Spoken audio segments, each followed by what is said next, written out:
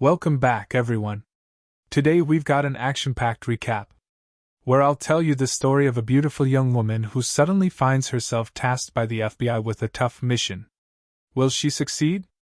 Let's watch and find out together. The movie begins with a girl named Molly, who works as a private investigator with her father, Sammy. Their job usually involves helping women find out if their husbands are cheating. Molly and her dad follow the husbands until they can catch them in the act and get it all on camera. This time, their mission is to follow an important senator and prove that he's cheating on his wife. Molly gets close to him, sneaks into the hotel he's staying at, and even manages to get into his room to record him. But she gets caught while filming, and the senator chases her down. Just when he catches her, she manages to hit him and escape. After finishing that mission, she starts following another guy and tries to get footage of him too. That's when a guy named Armin approaches her and tries to talk to her, but she shuts him down and says she's not that kind of girl. She tells him to leave her alone. Armin then warns the man Molly was watching and helps him escape before she can get anything on camera. Armin comes back to Molly and tells her he's from the FBI. He introduces himself and says he wants her for an official mission. He explains that the head of the mafia in the city has been arrested, but they don't have any solid evidence against him. There's only one guy who has real proof. His name is Petroni. Molly's mission is to enroll in the college where Petroni's daughter, Alex, is studying, and keep an eye on her to help them find something they can use to pressure Petroni into testifying and handing over the evidence. Armin tells her he knows everything about her and her father and believes she's the perfect fit for the mission. But Molly refuses and says he's wasting her time, and he should pick any other girl from the FBI office. She walks away, but he follows her and keeps trying to convince her. He even offers her a big amount of money for the job. Molly says she needs to stay and take care of her dad because he's a mess. He got fired from his job and spends all his money gambling. Armin gives her his card and asks her to think about it and give him an answer. That night, she's home alone, and when her dad returns, he tells her he lost all his money gambling. She asks him why, and he says he was trying to double his money to file a lawsuit against the police and get his job back. She gets really upset. The next day, she goes to Armin and agrees to take the mission but demands more money than what he originally offered. He agrees. Armin takes her to a makeover team who transform her into a stunning, rich-looking college girl. Then he introduces her to the key people she'll be dealing with at the college. The most important ones are Sasha, the head of the dominant sorority on campus, Alex, her main target, and Cotton, Alex's best friend. He gives her a phone to use during the mission and another one so they can track her location at all times. He also gives her a new car and a fake ID under the name Rocky. Molly drives to the university, and as soon as she arrives, she sees Cotton arguing with her boyfriend. Molly steps in and confronts the guy, making him leave.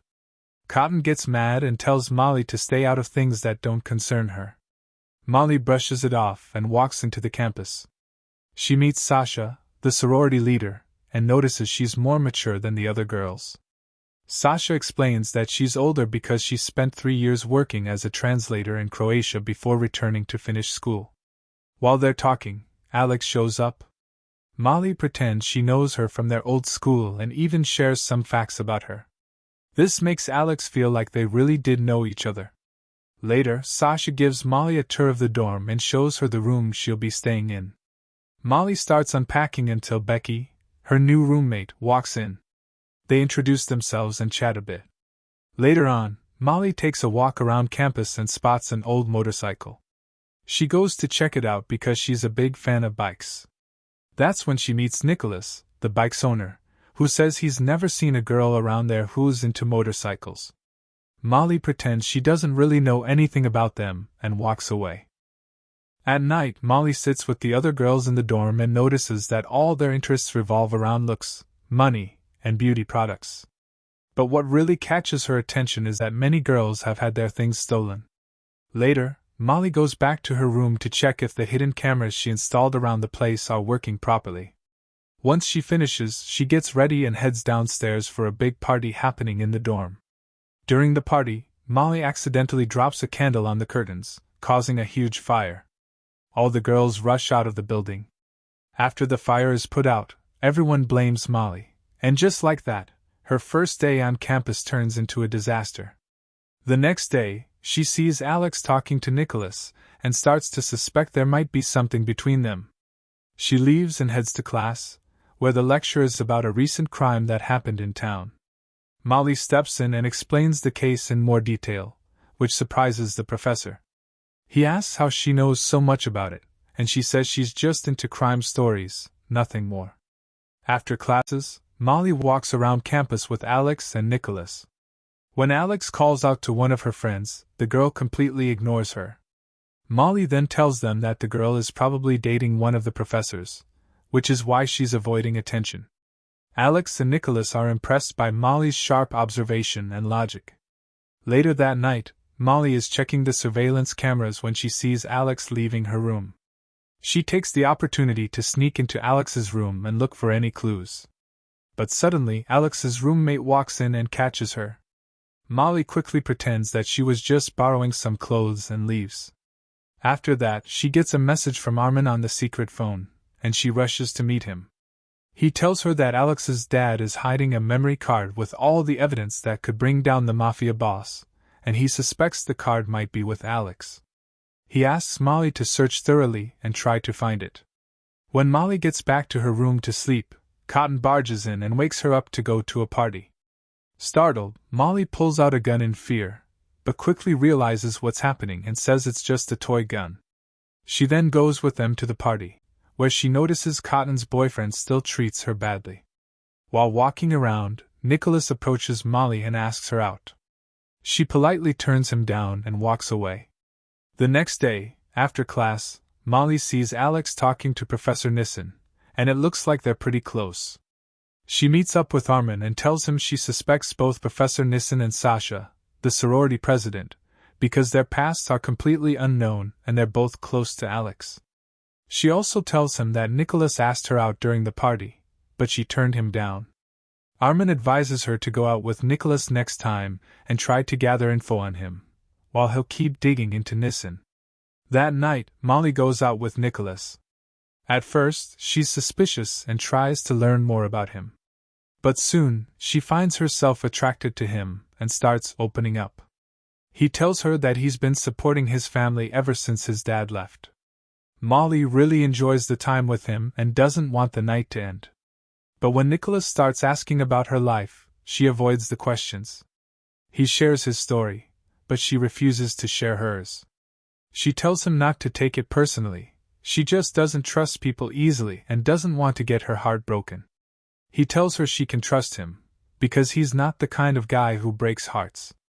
They get closer, and Molly goes back to her room super happy. It's clear she and Nicholas are growing close. The next day, there's a campus-wide sorority competition where each sorority tries to sell as many products as possible. The sorority with the highest sales wins. But Sasha and Molly's sorority isn't selling anything, while other sororities are doing great. Molly reassures the girls that they'll win. She then secretly films a university professor cheating on his wife and uses the photos to blackmail him into buying all their products. It works and the girls are thrilled, except for Sasha, who gets super jealous and starts planning revenge. Later, Sasha thanks Molly for her efforts and gives her a gold bracelet, even putting it on her herself. Molly thanks her, confused by the gesture. But when she goes back to the other girls, Cotton says her bracelet is missing and she feels like someone stole it. Molly tries to explain that Sasha gave her the bracelet as a gift. Then Sasha walks in and denies giving her anything, telling the girls they've found the real thief. They all go to Molly's room and find all the stolen items that had gone missing. Molly tries to explain that Sasha set her up, but no one believes her. The whole day, all the girls ignore Molly and call her a thief. That night, Molly calls her dad and asks him to look into Sasha's past, but he can't find anything. The next day, she goes for a walk with Nicholas and tells him what happened and how all the girls hate her now. He comforts her and tells her no one could ever really hate her, and everything will be fine soon. Molly then sneaks into Sasha's room to look for clues and finds an old photo album. She discovers that Sasha's real name is Susie, and she never traveled to Croatia or worked as a model like she claimed. Molly confronts her, and Sasha admits that she was a total outcast in her old school and had no friends, so she decided to erase her past and create a whole new identity. Molly uses this information to her advantage and forces Sasha to admit that she's a kleptomaniac and that she stole the missing items and planted them in Molly's room. Since all the girls love Sasha, they forgive her and let it go. After that, Molly notices that Alex is leaving the place quickly and looks upset. She follows her and tries to talk to her, but Alex refuses to say anything, gets in her car, and drives off. Molly follows her by car until she sees her meeting Dr. Nissen at his lake house. This makes Molly even more suspicious of him, so she starts watching him more closely and tells Armin what she saw. But Armin tells her that he discovered something else, that the guy named Nicholas is actually working with the gang, and that his real name is Patrick. He tells her to forget about the doctor and focus only on watching Nicholas. Molly defends Nicholas, saying she trusts him, but Armin insists that Nicholas fooled her too and gives her a direct order to monitor him with no arguments. That night at the party, Molly sees Alex taking her car and driving off, with another car following her. At the same time, Nicholas is trying to talk to Molly and ask what's wrong. She brings him into her room, cuffs him to a chair, calls him Patrick, punches him, and walks out. She then takes his motorcycle and heads to Dr. Nissen's house by the lake. When she sneaks in, the big surprise is that she discovers Dr. Nissen is actually a federal agent, and the one protecting Alex. Molly is shocked and starts wondering why Armin didn't tell her this from the beginning. Just then, a masked man breaks in and attacks her. He beats her up but doesn't kill her. He leaves. Molly starts thinking, "Why didn't he kill me?" That's when it clicks. Armin isn't a federal agent at all. He's part of the gang, sent in to get information from Alex before the real agents can. As Molly heads downstairs, she finds Nissen on the ground, shot and bleeding. She tries to help him, and he tells her everything that happened. Before dying, he says they kidnapped Alex because they think she has the memory card, but he assures her that Alex won't give them anything, not even to him when he asked her. Molly then contacts Armin and tells him she'll give him the memory card in exchange for Alex. She leaves him a phone and says he can take time to think, but warns that if he tries to follow her, the memory card will be sent straight to the feds. When she returns, Molly finds federal agents at the dorm. They tell her that Nissen told them everything before he died. They ask for her help to bring Armin to justice, and say they'll take it from there. After they leave, Molly tells her sorority sisters everything and asks for their help to save Alex. Later, she meets up with Armin to coordinate with the agents for his arrest, but he outsmarts them. He pulls out a device that jams police signals, kidnaps Molly, and escapes the area. On their way, they run into Cotton, who tells Molly she found her memory card in the study room. Armin hears this, grabs Molly, and heads straight to the room. On the way, they bump into Sasha and the girls, who run into Armin by accident. Then Nicholas shows up, begging Molly to talk and explain everything that happened. But Armin pulls her into the study room. Molly tries to fight him off, but he hits both her and Nicholas. Despite that, she manages to grab his gun and threatens him with it. But he pulls out his phone and says Alex is in his car, and if she doesn't hand over the gun, he'll blow up the car. After thinking it through, she gives him the gun, but he still detonates the car anyway, planning to kill Molly too. In that intense moment, her father Sammy jumps in, punches Armin, and holds him at gunpoint. Right then, Alex and the girls arrive. Sasha and the others had rescued her from the car before it exploded. Molly runs to Alex, takes her necklace, and opens it to find the memory card inside. Just then, the federal agents arrive and arrest Armin. They take the memory card from Molly. It holds the evidence that'll finally bring down the mafia boss. They offer Molly a job at the FBI, but she declines, saying she wants to finish her studies and asks them to reinstate her dad to the police force. They agree, and her father gets his job back. Molly goes back to celebrate with Alex and the rest of her friends. Nicholas meets Sammy, Molly's dad, and 2 months later, We see Molly back at work as a private investigator, helping expose cheaters. Nicholas is by her side, and he finally tells her he loves her, and she realizes she feels the same. That's where the movie ends. If you liked it, give us a thumbs up, drop your thoughts in the comments, and don't forget to subscribe to the channel.